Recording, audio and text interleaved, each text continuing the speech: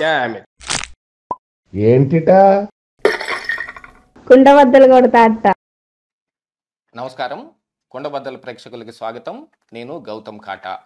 దీనికి ముందు పార్ట్ 1లో అసలు కేంద్రంలో నరేంద్ర మోడీ మళ్ళీ అధికారంలోకి రాడు అనే దాని మీద చర్చ చేసుకుంటూ ఉన్నాం. మనకు అందిన సర్వే రిపోర్ట్ ప్రకారంగా సౌత్ ఇండియాలో ఏం జరిగిందనేది మనం ఆ వీడియోలో చూసాం. చూడని వాళ్ళు ఎవరన్నా ఉంటే కింద డిస్క్రిప్షన్లో లింక్ ఉంటుంది, మీరు వెళ్ళి ఆ వీడియోను కూడా చూడవలసిందిగా కోరుకుంటున్నాను. అది చూసిన తర్వాత ఈ వీడియో చూస్తే బాగుంటుంది. సౌత్ ఇండియాలో ఉన్న 129 స్థానాల్లో గాను తెలంగాణలో 2 నుంచి 3, కర్ణాటకలో 8 నుంచి 10, మొత్తం 10 నుంచి 13 స్థానాలు మాత్రమే ఎన్డీఏ అంటే బీజేపీ కొట్టగలిగే అవకాశం ఉంది. ఇందులో జేడిఎస్ ఒక్క స్థానంతో ప్రభావం చూపగలిగేది, మిగతాది ఏదన్నా బీజేపీ ప్రభావమే తప్ప ఏం లేదు. 129కి గాను 15 స్థానాలు కూడా డౌటే. అలా ఉంది సౌత్ ఇండియాలో పరిస్థితి. మరి బాగా ప్రభావం చూపించగలిగిన, మోడీ ప్రభావం బాగా ఉన్న గుజరాత్ నుంచి నార్త్ ఇండియాలో ఏం జరుగుతుందో ఒకసారి పరిశీలిద్దాం. దీంతో పాటుగా టైమ్స్ నౌ ఈటీజీ వాళ్ళు ఇచ్చిన సర్వేను కూడా ఒకసారి మనం దీంతో పోల్చి చూసుకుందాం. గుజరాత్ మోడీ గారి స్టేటు, ఇక్కడ గతంలో 26కి 26 స్వీప్ చేసి అవతల పడేశారు. ఈసారి కూడా దరిదాపుగా 23 నుంచి 26 స్థానాలు వచ్చే అవకాశం ఉంది అనేది మనకు అందిన సర్వే రిపోర్ట్ ప్రకారంగా కూడా అదే ఉంది. కాకపోతే ఇక్కడ ఖాతా తెరిచే అవకాశం ఇండియాకి అంటే కాంగ్రెస్ పార్టీకి కొద్దిగా అవకాశం ఉంది అని 0 నుంచి 3 అన్నారు, కానీ 3 వస్తాయో రాదో కూడా డౌటే. కొడితే నా లెక్క ప్రకారంగా ఒక్కటి సాధించే అవకాశం ఉంది. లేదు 26కి 26 నరేంద్ర మోడీకి అంటే ఎన్డీఏకే రావచ్చు. ఇక ఆ తరువాత వీరోచితమైన ప్రభావం చూపించే ఉత్తరప్రదేశ్ గురించి కూడా ఒకసారి మాట్లాడుకుందాం. 80 స్థానాలు ఉన్నాయి ఇక్కడ ఉత్తరప్రదేశ్లో. ఆ ఉత్తరప్రదేశ్కిలో ఎన్డీఏ 60 నుంచి 65 స్థానాలు వచ్చే అవకాశం ఉంది. ఇండియా కూటమికి 15 నుంచి 18 వచ్చే అవకాశం ఉంది అంటున్నారు. ఈ ఇండియా కూటమిలో ఇక్కడ ఉన్నది కాంగ్రెస్ పార్టీ, సమాజ్వాదీ పార్టీ ఇక్కడ ఉన్నాయి, అఖిలేష్ యాదవ్. గతంలో అసెంబ్లీ ఎన్నికలు జరిగిన నాటి పరిస్థితులు మనం ఒకసారి గుర్తు చేసుకుంటే ఉత్తరప్రదేశ్లో యోగి ఆదిత్యనాథ్ మళ్ళీ అధికారం నిలబెట్టుకున్నప్పటికీ 45 స్థానాలను కోల్పోయి అధికారం నిలబెట్టుకున్నాడు గతంలో సాధించిన వాటికంటే. ఇక్కడ Akhilesh Yadav Samajwadi party double number నుంచి ట్రిపుల్ నెంబర్కి వచ్చింది. 55 స్థానాలను ఎక్కువగా సాధించి 111 అసెంబ్లీ సీట్లను సాధించే స్థాయికి వచ్చాడు ఇక్కడ అఖిలేష్ యాదవ్. మరి అలాంటి వాళ్ళకి ఈ 15 నుంచి 18 సీట్లు వచ్చే అవకాశం ఉంది. మరి యోగి ఆదిత్యనాథ్ 60 నుంచి 65 ఎన్డీఏ కూటమికి తెప్పించగలడు. ఇక్కడ బీఎస్పీ కూడా ఒక సీట్ సాధించే అవకాశం ఉంది, మాయావతి. మరి ఆవిడ కూడా అదే ఎవరితో కలిసి లేదు, ఇతరులతో ఉన్నారు. ఇక మరి ఈటీజీ దాని ప్రకారంగా యూపీ చూసుకుంటే 69 నుంచి 73, ఎస్పీ 3 నుంచి 7, కాంగ్రెస్ పార్టీ 1 నుంచి 5, మొత్తానికి 5 నుంచి 9 వస్తాయి అంటున్నారు. కానీ ఇక్కడున్న సమాజ్వాదీ పార్టీ బలం కొంచెం కనిపిస్తూ ఉంది కాబట్టి మనం 15 నుంచి 18 స్థానాలు వేసుకునే అవకాశం మెండుగానే ఉంది. ఇక బీహార్కి వస్తే బీహార్లో 40 స్థానాలు ఉన్నాయి. ఇక్కడ ఎన్డీఏ 10 నుంచి 12 స్థానాలు మాత్రమే గెలుచుకునే అవకాశం ఉంది. ఇండియా కూటమి 28 నుంచి 30 స్థానాలు. ఎందుకంటే బీహార్లో ఇప్పుడు మహాగఠబంధన్ ఉంది, అధికారం కూడా వాళ్లే ఉన్న. ఆర్జేడీ, జేడీయూ అంటే రాష్ట్రీయ జనతాదళ్ యునైటెడ్ నితీష్ కుమార్ది, Congress party, CPI ML, CPI Marxist party అందరూ ఉన్నారు. ఈ సిపిఐ కమ్యూనిస్ట్ పార్టీలన్నీ పెద్ద ఏం ప్రభావం చూపుతాయో అవి తీసి పక్కన పెడితే కాంగ్రెస్ పార్టీ కానీ, జేడీయూ నితీష్ కుమార్ పార్టీ కానీ, ఆర్జేడీ లాలూ ప్రసాద్ యాదవ్ ఈ 3 ఎక్కువ ప్రభావం చూపిస్తాయి ఈ మహాగఠబంధన్లో. ఇప్పుడు అధికారం కూడా వాళ్ళకే ఉంది. 28 నుంచి 30 స్థానాలు వాళ్ళు గ్యారెంటీగా సాధిస్తారు అని అనిపిస్తూ ఉంది. బీహార్ పరిస్థితి ఇదైతే. బీహార్ గురించి టైమ్స్ నౌ ఈటీజీ వాళ్ళు 22 నుంచి 24 ఎన్డీఏ సాధించే అవకాశం ఉందని చెబుతూ ఉన్నారు. మరి ఎలా సాధిస్తుందనేది చూడాల్సిన అవసరం అయితే ఉంది. ఇది వీళ్ళు ఇచ్చిన దానికంటే కొంచెం రివర్స్లో ఉంది. మధ్యప్రదేశ్లో 29 స్థానాలు ఉన్నాయి. మొన్న మినీ జమీల్లో జరిగిన దీంట్లో ఈ స్టేటు ఇంపార్టెంట్ స్టేట్ అని అనుకున్నారు. అక్కడ అసలు బీజేపీ వీరోచితమైన ప్రభావం చూపించేసింది, కాంగ్రెస్ పార్టీని మట్టి గరిపించేసుకుంది అనే మధ్యప్రదేశ్లో మొత్తం 29 స్థానాలే ఉన్నాయి.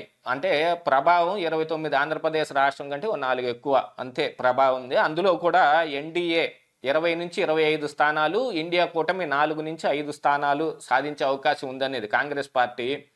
మరి ఎంత ఓడిపోయినప్పటికీ కూడా వాళ్ళు కూడా కొన్ని సీట్లు గెలిచే ఉంటారు కదా. ఎంత వీళ్ళకేమి మొత్తం ఊడ్చిపెట్టేసుకొని మొత్తం వీళ్ళకే వచ్చేయలేవుగా 29.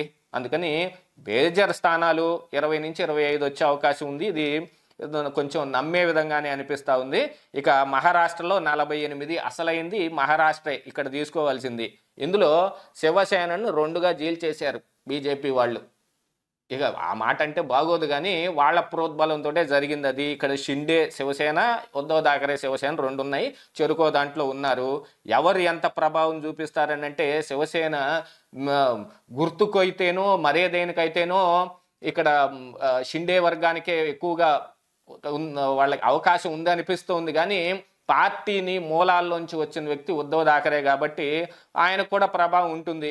అప్పట్లో కాంగ్రెస్ పార్టీ ఇందిరాగాంధీని బయటకు నెట్టినప్పుడు ఆవు దూడ నుంచి హస్తం గుర్తుకి INCగా మారినప్పుడు మరి ఇందిరాగాంధీ ఏం ప్రభావం చూపించిందో అందరికీ తెలుసు. కాంగ్రెస్ పార్టీ అంటే ఇందిరా అంటే కాంగ్రెస్ పార్టీ అన్నట్టుగానే ఉంది. మరి ఇక్కడ అలాంటి పరిస్థితులు ఏమైనా ఏర్పడితే ఇక్కడ మహారాష్ట్రలో NDA 18 నుంచి 22 స్థానాలు, ఇండియా కూటమి 26 నుంచి 30 స్థానాలు సాధించే అవకాశం ఉందని ఈ సర్వే చెప్తా ఉంది.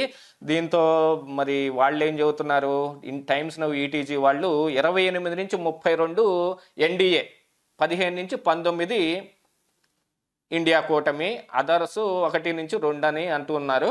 దీంతో మరి ఏకీభవించవచ్చు అనుకుంటున్నాను నేను. 18 నుంచి 22 స్థానాలు మహారాష్ట్రలో NDA గ్యారంటీగా కొంచెం ఎక్కువే కొట్టుందేమో అని అనిపిస్తూ ఉంది. ఇక పశ్చిమ బెంగాల్కి వస్తే పశ్చిమ బెంగాల్లో తృణమూల్ కాంగ్రెస్ పార్టీ వాళ్ళు ఇండియా కూటమితో కలిసే ఉన్నారు, అధికారంలో కూడా ఉన్న పార్టీ. ఓవరాల్గా ఇవన్నీ పెద్ద పెద్ద నెంబర్ ఉన్న పార్టీలు. నార్త్ ఇండియాలో 42 స్థానాలు ఉన్నాయి వెస్ట్ బెంగాల్లో. ఇక NDA వచ్చేసి ఇక్కడ 10 నుంచి 12 అంటే బీజేపీ పార్టీ మాత్రమే 10 నుంచి 12 కొట్టే అవకాశం ఉంది. ఇక్కడ ఇండియా కూటమి అంటే తృణమూల్ కాంగ్రెస్ INC వీళ్ళు కలిసి 30 నుంచి 32 స్థానాలు. ఇక పంజాబ్ విషయానికి వస్తే పంజాబ్లో 13 స్థానాలు, NDA 1 నుంచి 2, ఇండియా కూటమి 8 నుంచి 12. ఇక్కడ NDA తోటి శిరోమణి అకాళీ దళ్ కూడా కలిసి ఉంది, కానీ వాళ్ళు బయటకు వెళ్ళిపోతారు అంటున్నారు. వెళ్ళిపోతే కనుక అదర్స్ 1 అవుతారు. వాళ్ళు ఇండియా కూటమిలో అప్పుడే చేరరు కదా. ఈ మరి ఈ పంజాబ్లో పరిస్థితి ఎలా ఉంది.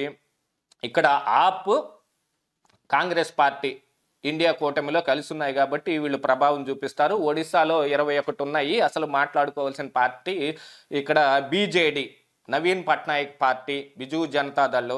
ఈ ఒడిశాలో వాళ్లే ఎక్కువ స్టేక్ కొట్టేది. 14 నుంచి 16 ఇండియా కూటమి 0 నుంచి 2, NDA 4 నుంచి 5 కొట్టే అవకాశం ఉందని వీళ్ళ సర్వే రిపోర్ట్లు చెబుతున్నాయి. ఇక ఛత్తీస్గఢ్ 11లో గాను NDA 5 నుంచి 7, ఇండియా కూటమి 3 నుంచి 5.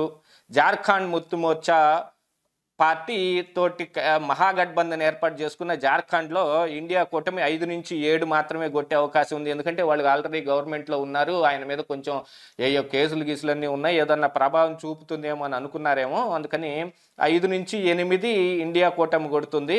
అస్సాం కూడా 14 సీట్లు ఉన్నాయి. ఇందులో అస్సాంలో NDA 6 నుంచి 7, ఇండియా కూటమి 3 నుంచి 5. ఇక్కడ ఉన్న ఒక ప్రాంతీయ party AIUDF, all India United democratic front, ఇది 2 నుంచి 4 స్థానాలు కొట్టే అవకాశం ఉందని చెబుతూ ఉన్నారు. టోటల్గా ఇవన్నీ కలిపి ఒక 338 అవుతున్నాయి ఇప్పుడు నేను చెప్పిన వాటిల్లో. దీని అంతటి ప్రకారంగా కూడా చూసుకున్న మిగతావి చిన్న చితక నార్త్ ఈస్టర్న్ స్టేట్స్ కావచ్చు, మిగతా యూనియన్ టెరిటరీలు అంటే పాండిచ్చేరి, అండమాన్ నికోబార్, డయ్యూ, డామన్, ఇక మిగతా వీటన్నిటిలో కూడా కలిపి ఎన్నొస్తాయి అనే దాని మీద వీళ్ళు ఒక అంచనాకు వచ్చింది. ఏమిటాయంటే NDA ఈసారి 220 నుంచి 235 మాత్రమే ప్రభావం చూపగలదు. ఇది మోడీ యొక్క ప్రభావము. దీనికి గాను అనేక కారణాలు ఉన్నాయి. ఈసారి ఎన్నికల్లో వీళ్ళకి పెద్దగా అంశం ఏమి లేదు, రామ్ జన్మభూమి రామ్ మందిర్ అనే విషయం తప్ప అని అంటూ ఉన్నారు. దాంతోపాటుగా ధరల పెంపు, గ్యాస్ ధర, మెయిన్గా గ్యాస్ అండ్ పెట్రోలు బాగా ఈసారి ప్రభావం చూపిస్తుంది అని అంటున్నారు. కానీ నార్త్ స్టేట్స్లోకి వచ్చేటప్పటికి మోడీ హవా ఎక్కువగా రామ్ మందిర్ మీద ఆధారపడి ఉండొచ్చు అనేది కూడా చాలామంది విశ్లేషకులు విశ్లేషిస్తున్నప్పటికీ మరి ఎంత ప్రభావం చూపిస్తుందో చూడాలి. కాకపోతే ఇండియా కూటమిలో కొంచెం గట్టి పార్టీలు ఎక్కువగా ఉన్నాయి. NDAలో బీజేపీ, శివసేన, షిండే పార్టీ తప్ప మిగతా ఏది గట్టి పార్టీ లేదు. కేవలం బీజేపీ బలం మీద ఆధారపడి ఉంది, అంటే కేవలం మోడీ బలం మీదే ఆధారపడి ఉంది. కానీ ఇక్కడ ఇండియా కూటమిలో Congress, DMK, Trinamool Congress, Nitish Kumar JD, Janata Dal United, Shiv Sena Uddhav Thackeray party, NCP Sharad Pawar party, వీళ్ళు కొన్ని యూనియన్ టెరిటరీలో కూడా వీళ్ళు సీట్లు సాధించగలరు. సిపిఐ, సిపిఎం, ఎస్పీ అఖిలేష్ యాదవ్ పార్టీ కొంచెం బలం పుంజుకున్న పార్టీ. ఫారూక్ అబ్దుల్లా జమ్మూ కాశ్మీర్లో మొన్న ఏం సాధించకపోయినా ఈసారి కొంచెం సాధించే అవకాశాలు కనిపిస్తూ ఉన్నాయి. న్యూఢిల్లీ గురించి కూడా మాట్లాడుకుంటే న్యూఢిల్లీలో 7 ఉన్నాయి, 7లో 5 ఆపు కొడుతుంది అనే అవకాశాలు మెండుగా ఉన్నాయని చెబుతున్నారు. అందుకనే అరవింద్ కేజ్రీవాల్ మీద కూడా కేసులు పెట్టి కొంచెం అతన్ని కూడా వేధించే ప్రయత్నాలు జరుగుతుంది. కారణం అదే అని. ఇక లాలూ ప్రసాద్ యాదవ్, ఆర్జేడీ పెద్ద ప్రభావం చూపకపోయినా అక్కడ వాళ్ళు బీహార్లో వాళ్ళు కూడా ఎంతో కొంత ప్రభావం చూపిస్తారు. జార్ఖండ్ ముక్తి మోర్చా, హేమంత్ సోరెన్, ఒక పద్ధతి ప్రకారంగా చూసుకుంటే గనక ఇండియా కూటమి మెండుగా ఈ సీట్లు సాధించటానికి కావలసిన బలం ఉంది అని అనిపిస్తూ ఉంది ఎక్కడికక్కడ. ఎందుకంటే 1-2 కలిపి 100 అయ్యే అవకాశం ఉంది.